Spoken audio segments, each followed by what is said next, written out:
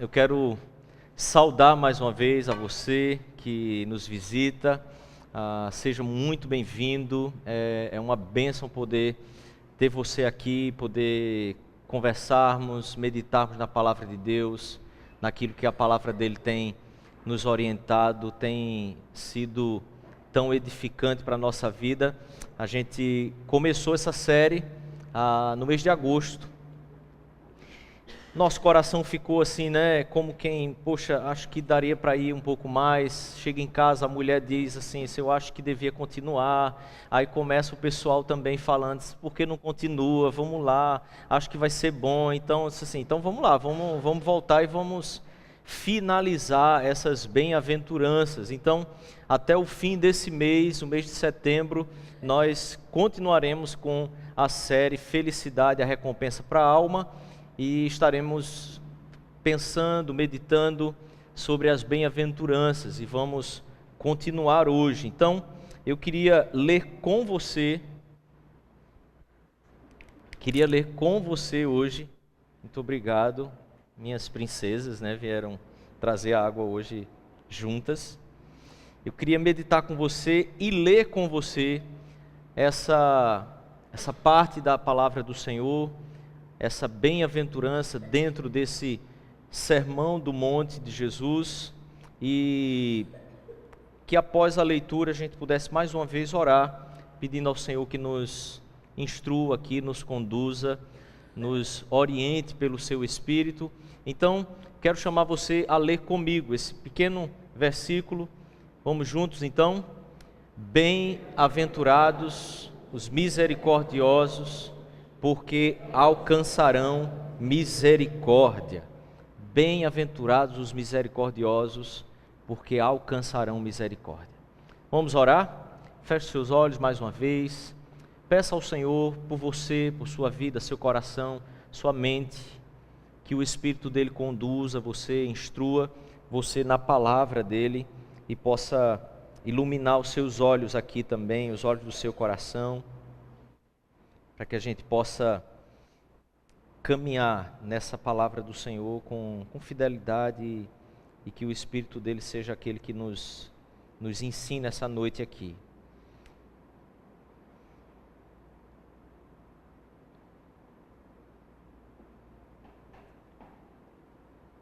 Senhor, em nome de Jesus,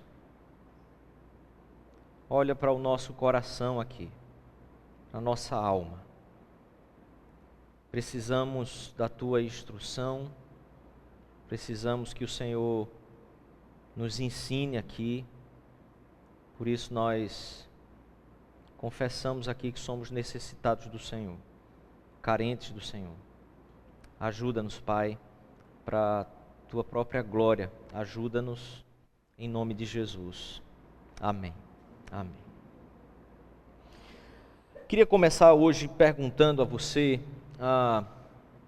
quantas vezes ou qual a última vez que você se viu fazendo, empreendendo alguma ação em direção a outro, para ajudá-lo, para socorrê-lo, mesmo que aquilo tirasse algo de você, mesmo que aquilo deixasse você sem, ainda que aquilo também fosse uma necessidade sua, mas que você deu ao outro simplesmente porque o outro precisava. Qual a última vez que você, vendo a necessidade talvez financeira de alguém, você deu do dinheiro único que você tinha para socorrer aquela pessoa? Qual foi a última vez que alguém precisando de comida, talvez você tenha dado o seu próprio prato para que ele comesse, ainda que você ficasse com fome? Às vezes nós fazemos isso com os filhos, não é? Às vezes, na extrema necessidade, para os filhos, nós entregamos tudo. A gente fica sem. Mas qual a última vez que você fez isso em relação a alguém que talvez nem teu amigo fosse, nem seu irmão fosse, nem seu parente fosse? O fato é que A igreja primitiva, há relatos que muitas vezes os irmãos tinham atitudes assim para com aqueles outros que estavam em necessidade. E então muitas vezes eles davam dos recursos e do alimento que eles tinham para irmãos de outras cidades que precisavam de socorro. E os relatos dizem que eles às vezes jejuavam 1, 2, 3 dias, porque eles agiram com misericórdia. E por misericórdia, eles ficavam sem, para socorrer o outro na necessidade real do outro. Qual a última vez que o nosso coração agiu dessa forma, sentiu dessa forma, pensou dessa forma? Às vezes nós até pensamos, mas o nosso bom senso faz com que a gente recue e a gente pense 2 vezes, e da segunda vez que pensamos, nós recuamos, porque nós não podemos também ficar na necessidade para socorrer aquele que está em necessidade. Honestamente, sinceramente, ser misericordioso é muito difícil. Ser misericordioso, genuinamente, como a palavra de Deus descreve, é muito difícil. É difícil para o próprio Deus. Quando nós pensamos que, quando Deus agiu com misericórdia em relação aos seres humanos, Ele precisou entregar o seu próprio Filho, e mais, o seu único Filho, nós começamos a perceber a intensidade, o tamanho, a grandeza do que seja uma real misericórdia. Ter misericórdia não é dar aquilo que está nos sobrando.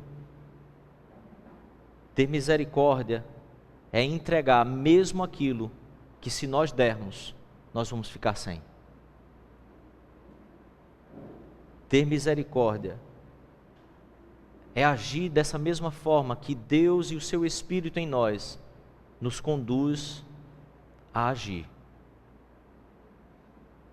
Mas observe que toda essa dificuldade, ela é muito bem construída e esclarecida para nós nesse Sermão do Monte.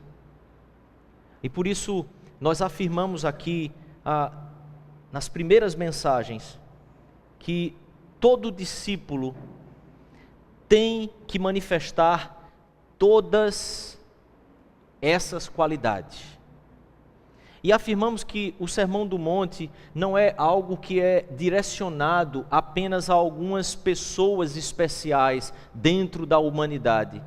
Que as bem-aventuranças, melhor dizendo, não é direcionado para algumas pessoas especiais, que talvez tenham mais capacidade do que outras, ou que talvez tenham dons maiores do que outras, mas as bem-aventuranças descrevem aquilo que de fato é o discípulo de Jesus, pela intermediação do Espírito dele, sendo alcançado pelo Evangelho e pela palavra dele que transforma o nosso coração. Então observe, também lembramos que o sentido que vai se estabelecer então, é que o Evangelho é pregado. E nós lembramos aqui que o Sermão do Monte faz parte daquele início do ministério de Jesus, e aquilo que a palavra de Deus nos revela é que a pregação de Jesus, aquilo que Jesus parava para falar para as pessoas, começa com um chamado ao arrependimento, ou seja, Jesus revela em sua pregação tudo aquilo que nós somos em nossa própria natureza, e por isso o primeiro chamado dele é: arrependam-se, porque o reino de Deus chegou, porque o reino de Deus é chegado. Dessa forma, esse evangelho que é pregado nos humilha, e então Jesus inicia esse sermão desta montanha, ou aquilo que conhecemos como Sermão do Monte, como com essa bem-aventurança que é a bem-aventurança da humildade, porque ouvindo a pregação do Evangelho, é impossível recebê-la sem que o Espírito de Deus gere essa consciência real da nossa natureza em confronto com a palavra de Deus, nos conduzindo a nos curvar diante dela em humildade. Bem-aventurados os humildes. Então, em seguida, essa mesma humildade que o Senhor gera em nós, também nos conduz ao lamento, à tristeza profunda, ao choro, e por isso Jesus diz: bem-aventurados os que choram. Chorar aqui é consequência dessa tristeza profunda que, sendo gerada por Deus, e trabalhamos isso aqui então, sendo gerada por Deus, ela nos leva à conversão, à salvação. Esse choro, esse lamento, essa tristeza por olhar aquilo que de fato nós somos, nos vai conduzir à salvação em Cristo Jesus. E é isso que vai então nos levar a perceber que o Evangelho começa então a nos amansar.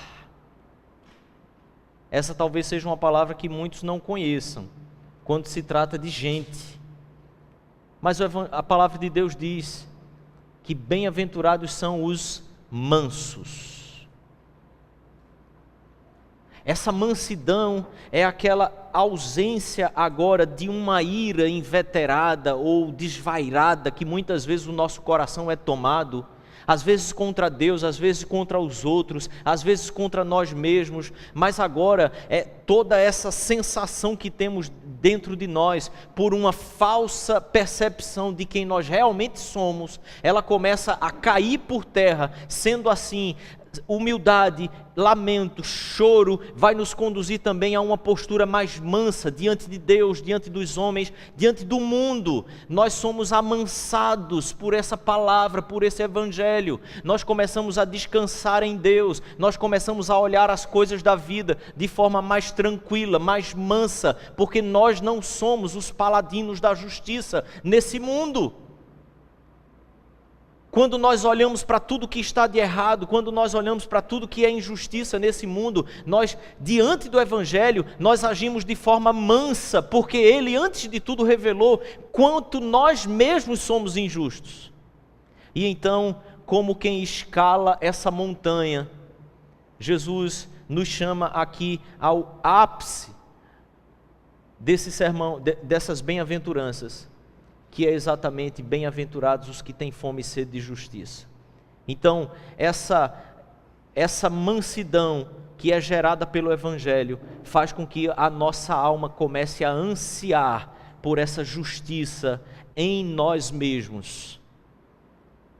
E nós vimos como que essa palavra, ela traz a ideia no contexto inteiro, não apenas da justiça de Cristo que foi imputada a nós, mas dessa justiça sendo cada vez mais justa na realidade de vida que nós temos com Ele, no sentido de que nós começamos a perceber que cada vez mais a imagem de Cristo, a pessoa de Cristo, a nova natureza de Cristo em nós, vai nos purificando, nos santificando de tal forma que o próprio desejo de pecar também começa a ser cada vez mais extirpado da nossa vida, e aqueles pecados que tantas vezes nos acometia, nos perseguia tantas vezes na vida, eles começam a se tornar vencidos por nós, por causa dessa sede e dessa fome de justiça que o Senhor Jesus nos promete.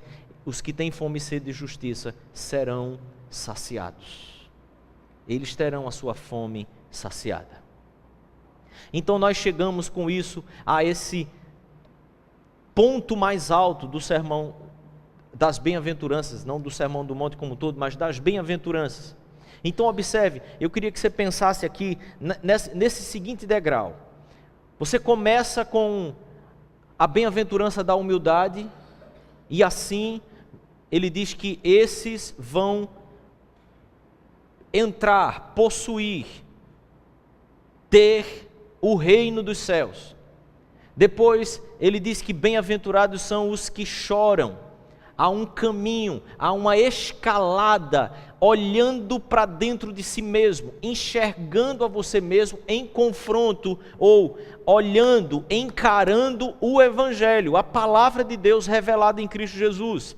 Depois ele nos chama a algo mais além, que é exatamente essa mansidão. Bem-aventurados os humildes, e eles herdarão a terra. Não é na base dessas construções humanas que nós muitas vezes acreditamos que vamos conseguir as coisas e desfrutar de tudo isso que nós poderíamos desfrutar na terra, que o Senhor Jesus diz que nós vamos conquistar. Então, o caminho, a subida para que eu e você possamos alcançar cada vez mais essa plenitude, essa felicidade, está exatamente em perceber aquilo que o Evangelho revela de mim e de você internamente. Então, esse caminho é uma ladeira que sobe. Para subir é muito mais complicado. O ápice disso, então, é que nós começamos a ansiar por ver essa justiça de Cristo em nós mesmos, em nossa volta. E o ponto mais alto disso é que toda essa justiça que nós começamos a ansiar, por perceber a nossa própria natureza, ela começa a ser saciada. Deus começa a nos dar toda essa bênção, toda essa saciedade, toda essa plenitude. Como consequência disso, então você pode imaginar que isso seria a descida do monte, o início da descida. E como diz o ditado, para descer, todo santo ajuda. Lembra disso? A descida é sempre mais fácil. O problema é que muitas vezes nós acreditamos que as bem-aventuranças são mandamentos. E por acreditarmos que elas são mandamentos, nós tentamos chegar a esse ponto, muitas vezes, de vivermos uma vida de misericórdia, quando na verdade o processo de transformação, o processo em que o Espírito de Deus nos revela a sua palavra e nos conduz a percebermos tudo aquilo que somos e aquilo que Deus tem para viver conosco, e nós podemos viver com o Senhor aqui na terra, não fazendo esse caminho de subida. Muitas vezes nós queremos chegar a essa misericórdia. Então observe, só após o ápice, o cume desse monte, é que então Jesus nos instrui a sermos misericordiosos. Não a sermos misericordiosos, mas Ele nos lembra que bem-aventurados são os misericordiosos. Aqui eu queria pensar com você que biblicamente a misericórdia e a graça, elas têm algumas diferenças, no sentido de que a graça de Deus, ela se aplica exclusivamente ou mais exclusivamente no Novo Testamento. A graça de Deus se aplica aos pecados em geral ou ao pecado original.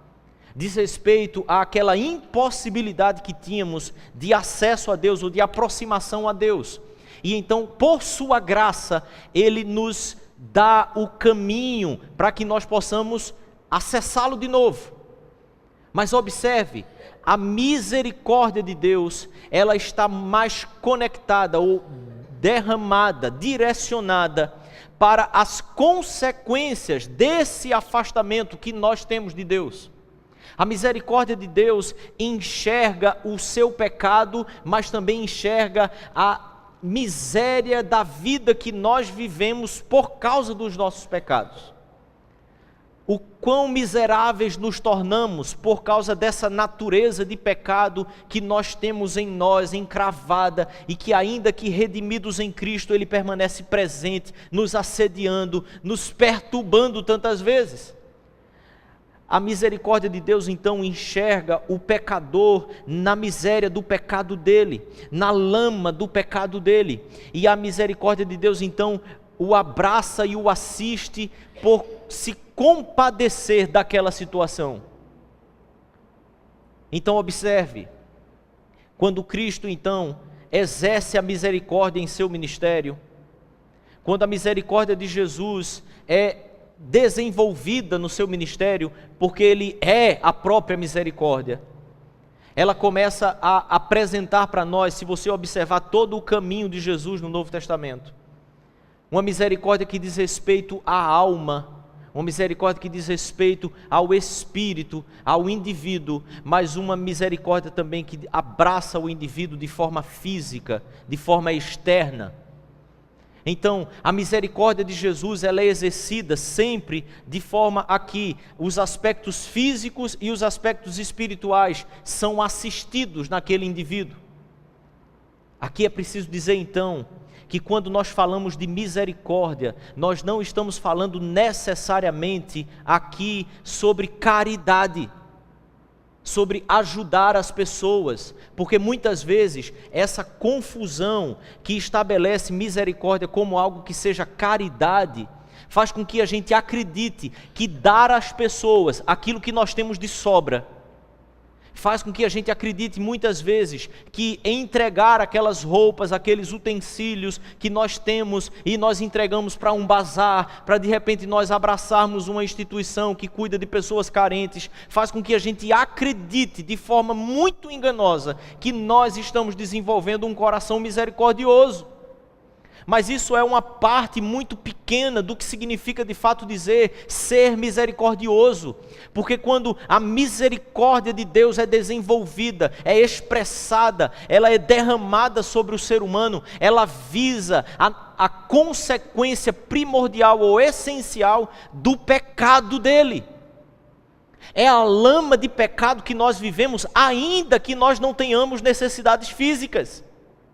É a miséria do pecado que nós conseguimos viver, ainda que nós não tenhamos necessidades materiais. Misericórdia está voltado para a consequência e a lama do pecado que nós vivemos espiritualmente, mas ela também nos conduz a uma miséria, humanamente falando, que também é física.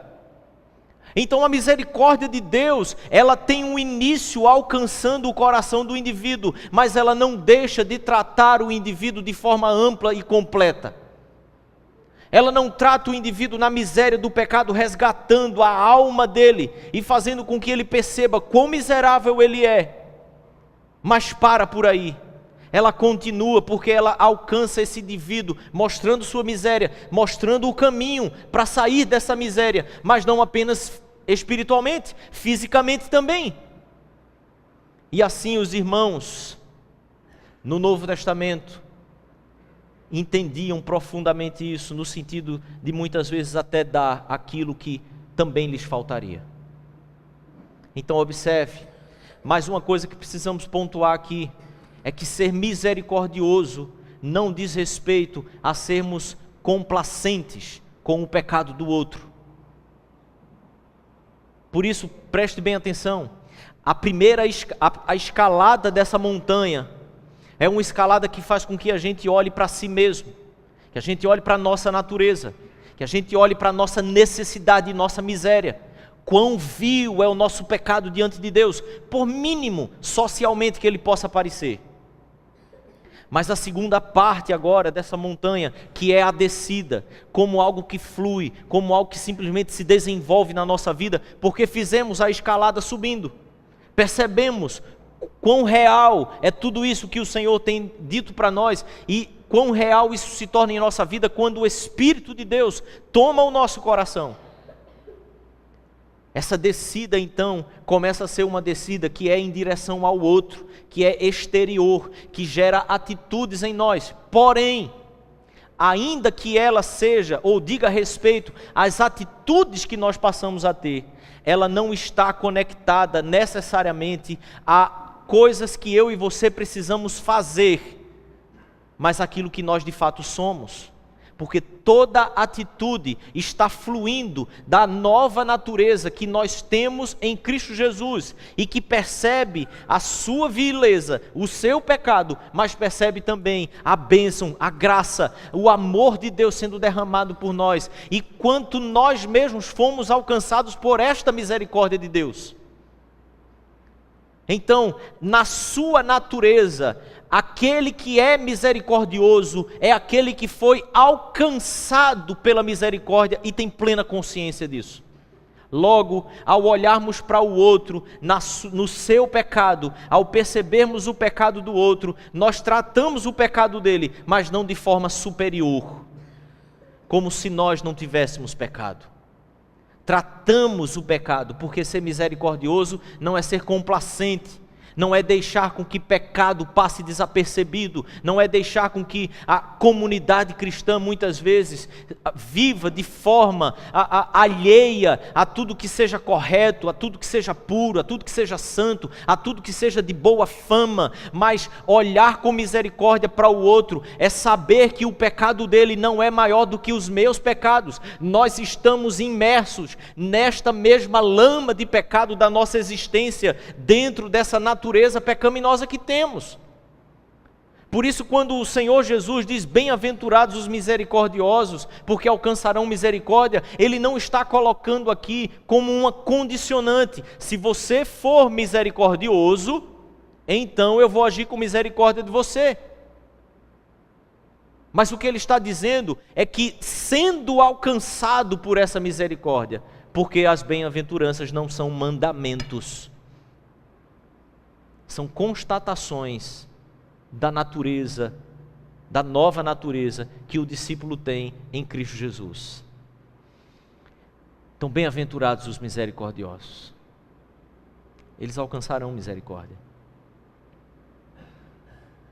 Então observe, querido, a descida desse monte começa a ser uma realidade que simplesmente flui em nossa vida, porque nós alcançamos essa misericórdia. O Evangelho nos foi pregado, cremos nele, nós começamos a olhar para nós mesmos, vimos o quão miseráveis somos, choramos por isso, ficamos mais mansos por causa disso, e começamos a ansiar pela justiça de Deus em nossa vida. E então o Senhor nos alcança. A misericórdia dele se compadece da nossa miséria. Nós alcançamos a misericórdia.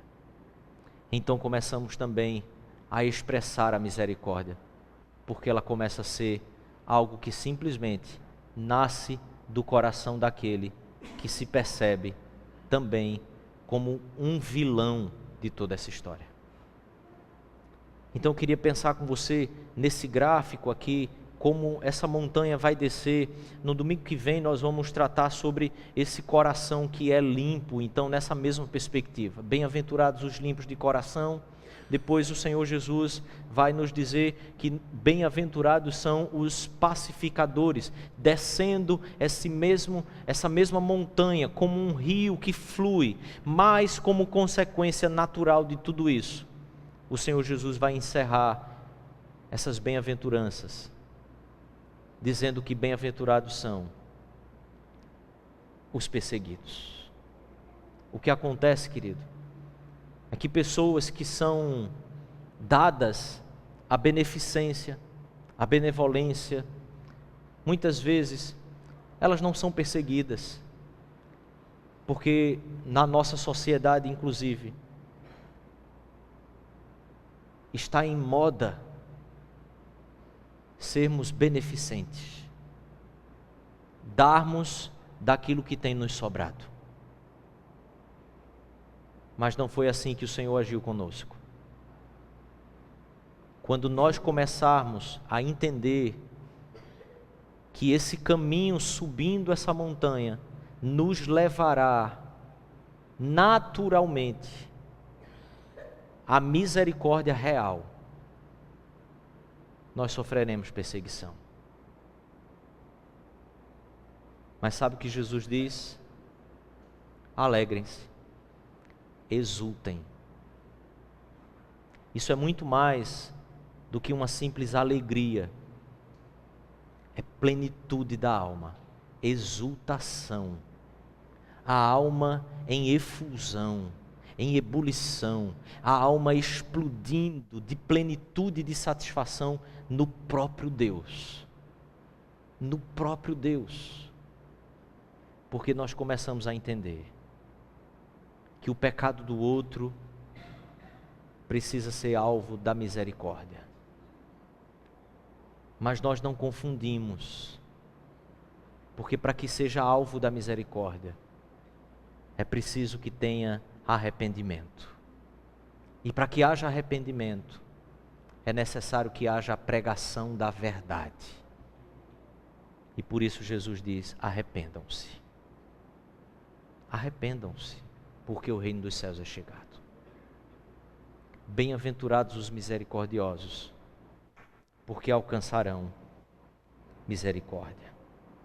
Talvez, querido, eu e você possa talvez tentar lembrar de alguma dessas ocasiões em que você agiu de misericórdia ou com misericórdia para com outra pessoa. Mas é preciso que você observe de forma mais clara. A misericórdia que você exerceu foi confiado na sua superioridade. Você é melhor do que aquilo. Você não vai se rebaixar a tal ponto e por isso você não vai reagir da mesma forma. Ou a misericórdia que você exerceu para com o outro foi fruto dessa consciência de que você foi alcançado com misericórdia. Você foi perdoado com os seus 500 denários que devia. E aí quando alguém precisa do seu perdão, você também perdoa, porque você tem profunda consciência do quão perdoado você foi. Como tem sido a percepção, como tem sido a visão e o exercício da misericórdia em nosso coração. Porque você sairá daqui e você vai ter oportunidades. Deus dará oportunidades a você, para que você possa exercer a misericórdia de Cristo, com o seu principal componente, que é o espiritual. Ter misericórdia do pecado do outro, mas também com o aspecto exterior, que é se compadecer da miséria, até mesmo física muitas vezes, que o próprio pecado conduz o ser humano. Quando como igreja, nós entendermos claramente como que essa misericórdia, ela é como um rio que flui da nossa vida, quando nós subimos e experimentamos essa realidade, pelo poder do Espírito em nós. A igreja não será um lugar em que o pecado é tratado com ignorância, em que o pecado é tratado com desdém. A igreja será um lugar em que pecado é tratado, mas é tratado por pessoas que se identificam, que choram e que sofrem pelo pecado do outro. Não por pessoas que olham para o pecado do outro e dizem assim: eu não tenho nada a ver com isso, então por que proibir o irmão? Por que dizer não ao irmão? Eu tenho outros pecados também. Isso não é ser misericordioso. Ser misericordioso é dar ao pecado a gravidade que ele realmente tem. E tendo plena consciência dessa gravidade, ter também a mesma capacidade dada pelo Espírito de Deus, de descer em humilhação, para que a gente possa se identificar, abraçar e resgatar também ao próximo do seu próprio pecado. Bem-aventurados os misericordiosos, porque eles alcançarão misericórdia.